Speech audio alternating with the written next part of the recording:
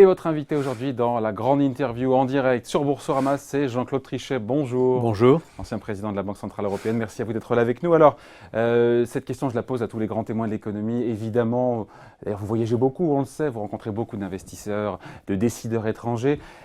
Il s'est vraiment passé quelque chose depuis l'élection d'Emmanuel Macron? Vous pensez que le regard, encore une fois, des étrangers, investisseurs ou non, politiques, a changé sur la France depuis l'arrivée au pouvoir d'Emmanuel Macron? Il s'est vraiment passé quelque chose? Oui. Il y a un avant, un après? Oui, il y a un avant, il y a un après. Le monde américain, le monde anglais, disons le monde qui diffuse sa communication en anglais, aussi bien sur le plan de la langue écrite que de la langue orale, avait dans l'idée que nous devions probablement faire un peu la même chose que ce que les Américains avaient fait avec le président Trump et ce que les Anglais avaient fait avec le Brexit. Et donc ils imaginaient que ça allait être vraiment très très difficile. Le second tour des élections, ils voyaient quelque chose qui était de l'ordre de 50-50.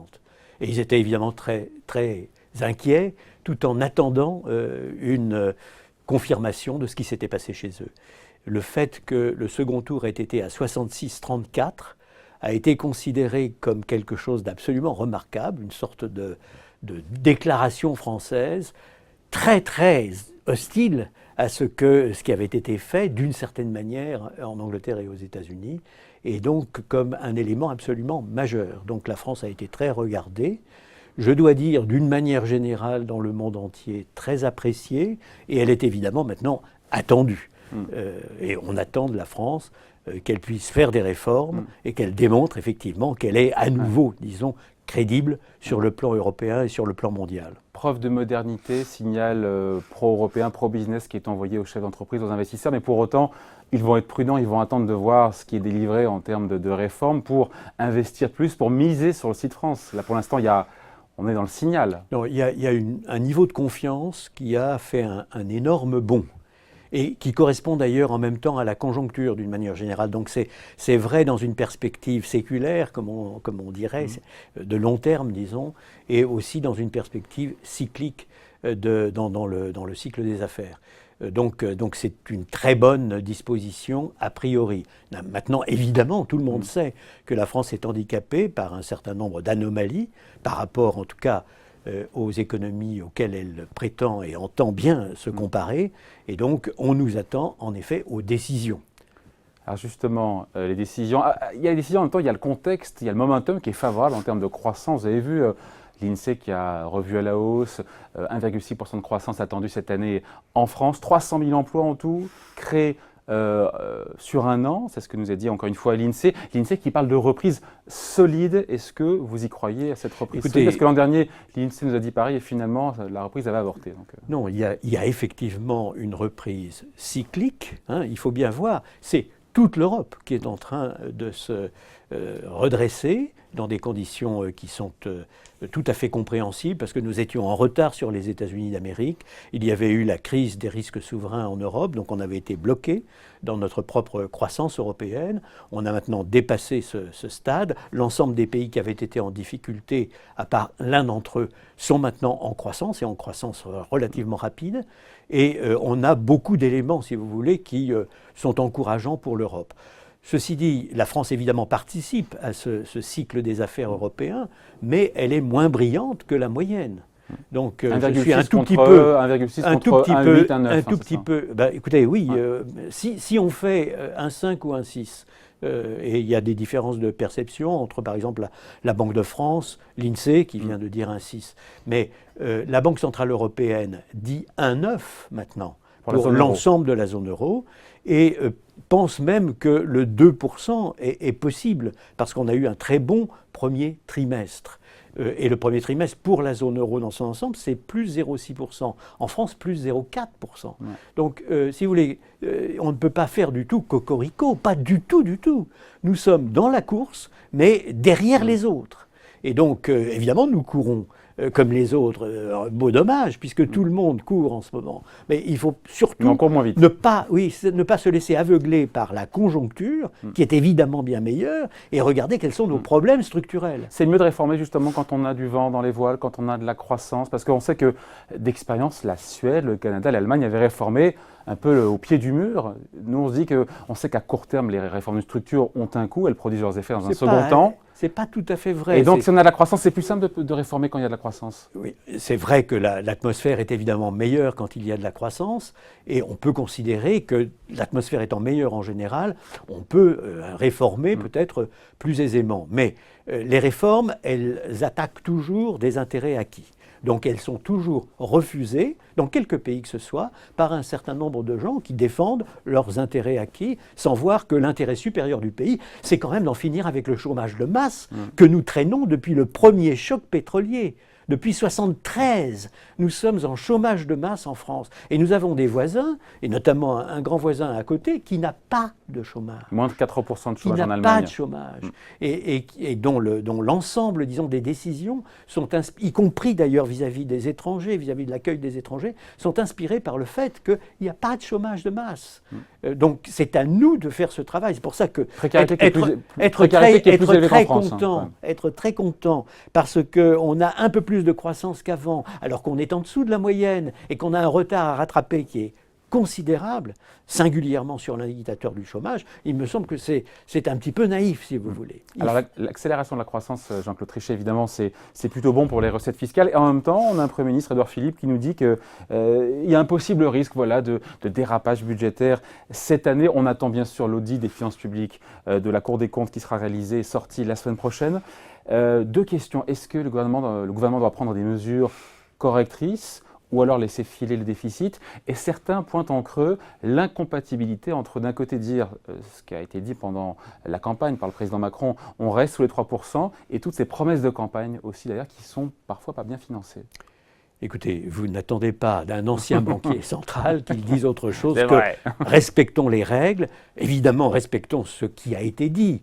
Et mais il n'y a pas une contradiction. Considérer que vis-à-vis de nos partenaires, ils attendent de nous des réformes, mais ils attendent de nous aussi de respecter les règles telles qu'elles sont. Et regardez où est l'intérêt de la France. Nous sommes à peu près à 57,5% de dépenses publiques en proportion du produit PIB. Intérieur brut. J'ose à peine dire, 10 points de plus que la moyenne. Où en sont les Allemands. Non, c'est 13%. Oui, de la moyenne européenne. 13% de plus que les Allemands. Alors, on peut dire il y a quand même 3% qu'il faut retirer parce qu'on n'a pas tout à fait les mêmes méthodes de comptabilisation, même si c'est quand même fait par l'OCDE. Ouais. Au total, nous avons au moins 10 points dans des dépenses publiques par rapport à l'Allemagne. Alors ne nous étonnons pas, si vous voulez, que nous ayons ensuite, en effet, d'énormes frais généraux dans le pays et que nous soyons moins compétitifs et que nous ayons un chômage de masse persistant. Et des charges plus élevées. Donc il me paraît évident que si on veut en effet remettre le pays d'aplomb, il faut faire très attention aux dépenses publiques. Et j'espère que le gouvernement va effectivement prendre les mesures lui permettant en fin d'année d'arriver enfin à ce qui aurait dû être réalisé depuis belle lurette.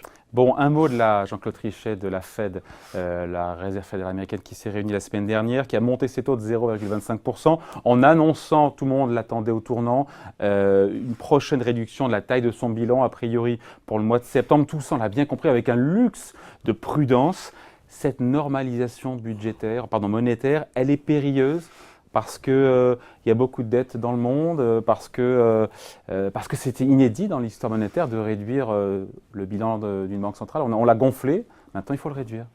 Oui, c'est inédit. C'est une réduction très très mesurée. Il faut bien voir ce dont il s'agit. Nous sommes en présence, en effet, d'un bilan qui, selon les comptes, fait à peu près 4 trillions de dollars. 4 000 milliards. 4 500 milliards de dollars. Milliards de dollars. Ce que nous annonce Mme Yellen et la Fed, c'est qu'ils vont progressivement moins réinvestir les tombées des différentes Ligne obligataire. Obligations Ouais. publiques et privées d'ailleurs. Et ils nous indiquent à l'avance qu'ils vont s'efforcer de faire en sorte que ça puisse diminuer au bout d'un temps assez long, parce qu'ils vont faire ça progressivement pour ne pas heurter le marché. Donc ils réinvestiront moins au point qu'ils devraient pouvoir diminuer de 50 milliards de dollars par mois leur propre bilan. Donc, Ça fait 600 milliards, ça fait 600 milliards par an. Oui, exact. Ça veut dire qu'en 3 ans, on a réduit d'un peu moins de la moitié. Oui, c'est ça. C'est progressif. Vous avez tout à fait bien calculé. C'est progressif, c'est relativement lent. Et puis, il se réserve la possibilité, évidemment, d'interrompre à tout moment. Pardon, je vous coupe, mais si c'est si lent et si graduel, si progressif, c'est parce que Jeanne Tien, qu'on voit là, elle sait que tout ça est périlleux. Il faut faire attention. Périlleux n'est pas le mot approprié, si vous voulez. Il faut évidemment faire attention, comme toujours. Elle donne un signal qui me semble très important, mais elle le donne avec mesure. Et donc, nous sommes en présence d'une institution qui est responsable, qui a pris des mesures tout à fait extraordinaires, qui sait que ce sont des mesures extraordinaires, qui sait qu'elle les a prises parce que le marché privé ne fonctionnait pas bien. D'ailleurs, comme vous le savez, aux États-Unis comme en Europe, on a évité une très grande dépression.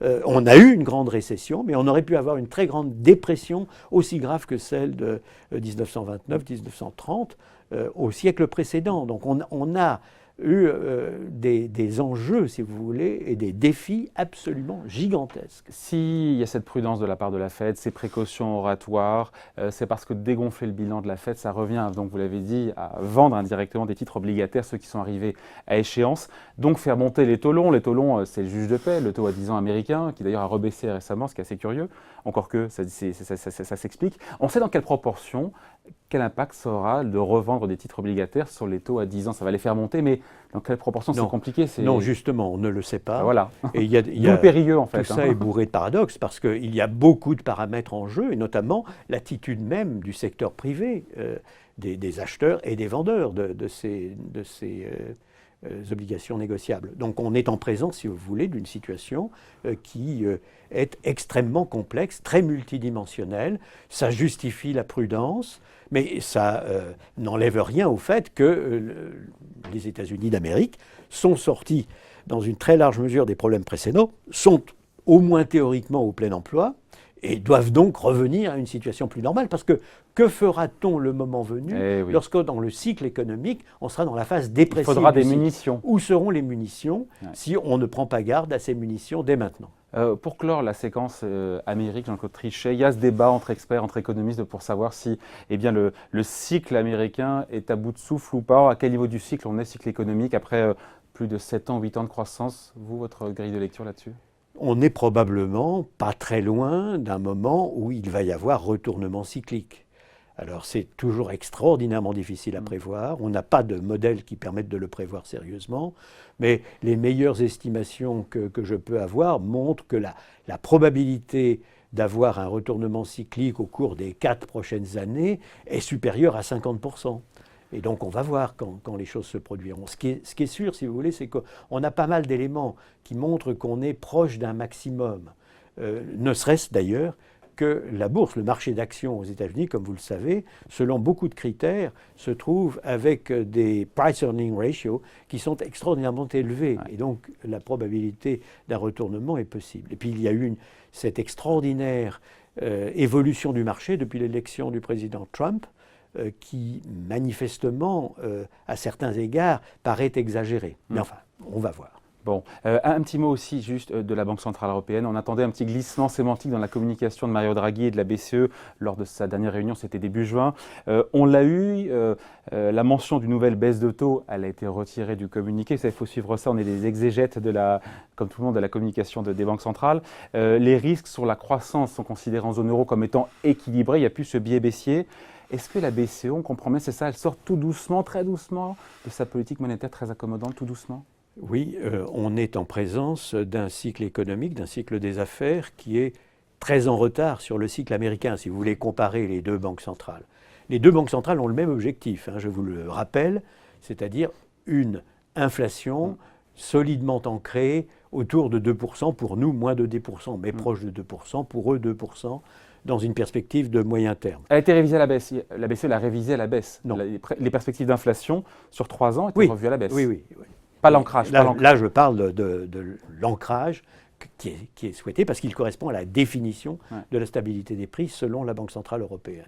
Accessoirement, d'ailleurs, j'ai eu l'occasion de vous le dire, je considère qu'il est extraordinairement important que toutes les banques centrales des grands pays avancés ont maintenant la même définition de la stabilité des prix, c'est-à-dire 2% à moyen terme. C'est un produit de la crise, ce n'était pas le cas avant la crise, c'est le cas maintenant. Donc la Banque centrale européenne est dans un cycle des affaires qui est décalé par rapport à celui des Américains. Il n'est donc pas anormal qu'on ait le même décalage dans la politique monétaire des banques centrales. Vous avez raison, la Banque centrale européenne a changé son vocabulaire de manière incontestable. Par exemple, les indications qu'elle donne à l'avance ne mentionnent plus une baisse supplémentaire des taux. Et de la même manière, elle dit que les risques sont équilibrés en ce qui concerne la croissance elle-même. Alors qu'auparavant, il y avait un biais qui était un biais un petit pas craignant que la croissance ne soit un peu relâchée. Donc c'est pas un petit pas, c'est important pour la Banque centrale européenne de donner ces indications. En même temps, elle a relevé ses prévisions de croissance pour la zone euro. Et, tout en baissant celle de l'inflation. De manière assez spectaculaire. Mais celle d'inflation, elle dit quand même, rien n'est changé à l'inflation. Le seul problème que nous avons, c'est qu'en effet, les prix de l'énergie et des matières premières sont moins dynamiques qu'ils ne l'étaient dans notre prévision précédente. Mais c'est vrai que du point de vue de l'inflation, la Banque centrale européenne a toujours ce paradoxe de se retrouver maintenant avec une croissance qui redevient raisonnable réellement au niveau de la zone euro, 1,9% dans la prévision du staff de la Banque centrale, 2% peut-être, a dit Mario Draghi, mon successeur, parce que le premier trimestre de cette année a été très bon en Europe, dans la zone euro, plus 0,6%. Bon, ceci étant dit, encore une fois, nous n'avons pas encore l'ancrage raisonnable des anticipations d'inflation. Mais j'appelle votre attention sur un point qui est important. Pour des raisons qui sont liées à sa compétitivité coût. L'Allemagne donne un peu le plafond de l'inflation, des inflations nationales dans la zone euro. Parce que l'Allemagne a une formidable compétitivité, plein emploi, un énorme excédent de la balance des paiements courants. Et les autres doivent rattraper leur retard. Donc l'inflation nationale, les coûts de production des autres doivent être en dessous des coûts allemands. Et là, si les coûts allemands augmentent à 1, enfin l'inflation nationale allemande augmente à 1,5, nous nous retrouvons avec tous les autres en dessous. Et ça complique singulièrement le problème de la Banque centrale. De la BCE.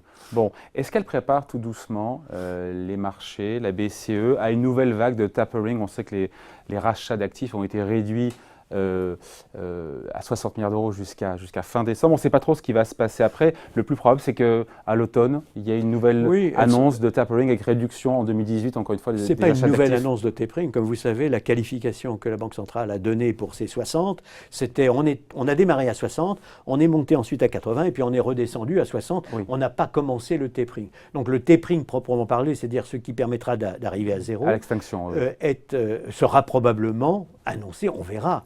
En effet, comme vous le disiez, à l'automne, il faut prévenir les marchés à l'avance, faire en sorte que tout soit anticipé.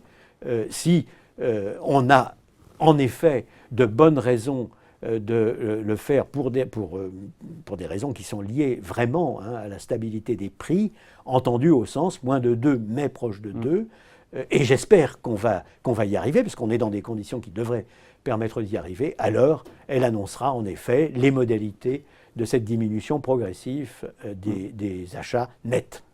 Mario Draghi, et on clôt la séquence BCE, qui, encore une fois, prépare aussi les marchés en rappelant son intention de relever ses taux d'intérêt bien après, justement, la fin de son programme d'achat d'actifs. Là, pour le coup, ça nous mène, les hausses de taux, ça nous mène a priori pas avant 2019. Écoutez, on va voir. Il a raison de séquencer les choses. En tout état de cause, il a raison d'annoncer à l'avance les choses. Mais comme vous l'avez vu lors de la dernière réunion, on peut changer l'annonce à l'avance. Et donc, on a dit que ce n'était plus nécessaire de préannoncer la possibilité de baisser les taux. Je m'en réjouis beaucoup pour ma part, évidemment. Et donc, je pense on va voir, si vous voulez, si les indications données à l'avance, le fameux forward guidance, est modifié ou pas. On va voir. Bon, un mot des marchés, Jean-Claude Trichet. La volatilité des marchés est faible. Ça signale souvent, on dit, un excès de confiance. Ça matérialise un excès de confiance des investisseurs. Est-ce que c'est pas dangereux, honnêtement, cette faible volatilité? Parce qu'après, on se dit qu'une crise mineure peut déclencher tout d'un coup une panique, on réévalue le risque, et là, pour le coup, après, c'est en catastrophe. Évidemment, c'est dangereux. Évidemment, c'est dangereux. Les marchés se sont habitués à ce que les banques centrales fassent des efforts extraordinaires. Ces efforts extraordinaires étaient justifiés dans la crise. Ils étaient infiniment justifiés. Et c'est une erreur, à mon avis, que de critiquer les banques centrales pour ce qu'elles ont fait dans la crise. Maintenant, elles ont toutes eu un problème nouveau qui n'était pas attendu, mais réellement anticipé, qui était que l'inflation allait être extraordinairement basse et en dessous des définitions de stabilité des prix dans la plupart des grands pays avancés pour un temps assez long. C'est un vrai sujet, un vrai problème. Et donc, elles ont continué à être très accommodantes. Aux États-Unis aujourd'hui, même s'ils ont relevé les taux, ils restent, comme on l'a vu, très prudents et accommodants, évidemment. Et donc, les marchés se sont un peu trop habitués, probablement, à cette situation. Ils ont tort, parce qu'effectivement, il y aura bien à un moment ou à un autre prise de la volatilité. Et il y a beaucoup d'indicateurs que je considère moi-même comme étant dangereux. Objectivement, lesquels? Le price earning ratio des actions aux États-Unis, au niveau qu'il a aujourd'hui, est dangereux.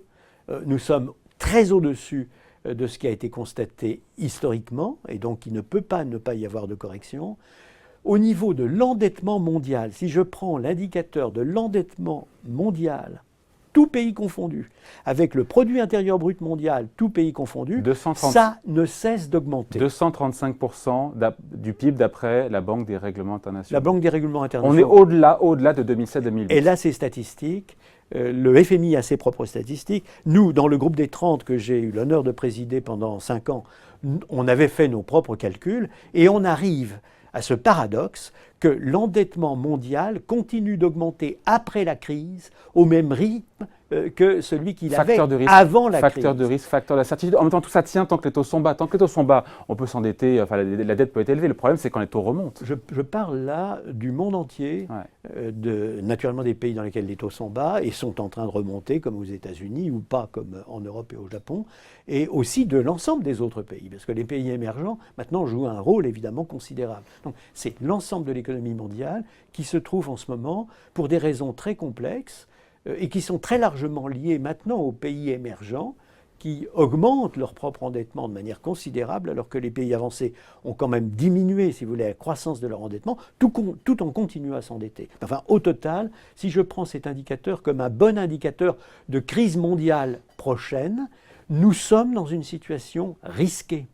Et il est donc extraordinairement naïf de croire que le monde actuel, à très faible volatilité, va continuer indéfiniment. C'est une erreur. D'accord. Donc c'est impossible, en même temps c'est impossible de prédire d'où viendra la prochaine crise, mais ce qu'il faut regarder, c'est ce que vous dites, c'est l'endettement mondial qui est au plus haut, même quand on se compare à Lehman Brothers. Qui a continué d'augmenter, en effet, exactement au même rythme qu'avant Lehman Brothers. Donc ce calme du marché pourrait être trompeur, paradoxalement il pourrait inquiéter un peu cette volatilité faible, comme si on ne voyait rien venir. Je crois qu'il faut être très prudent et circonspect.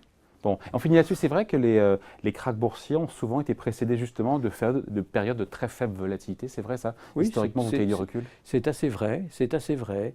Le moment du retournement est un moment où on atteint réellement un point très haut et où la confiance était au maximum. Mais c'est normal. L'explication peut en être donnée. Si je me réfère, si vous voulez, aux meilleures analyses de ces phénomènes, c'est Hyman Minsky, un économiste américain, qui a fait l'une des meilleures analyses du retournement des marchés d'une manière générale. Que dit-il ? Eh bien, il dit qu'il ne faut jamais croire que les arbres montent jusqu'au ciel, qu'il faut toujours penser qu'en effet, les marchés financiers sont cycliques par nature et qu'il y a un Minsky moment, si je puis dire, qui opère le retournement. Bon, on regarde de près donc cette dette mondiale qui n'a jamais été aussi élevée. Merci à vous, merci pour ces commentaires. Aujourd'hui était votre invité, donc Jean-Claude Trichet, ancien président de la Banque Centrale Européenne. Merci à vous. C'était un plaisir. Au revoir.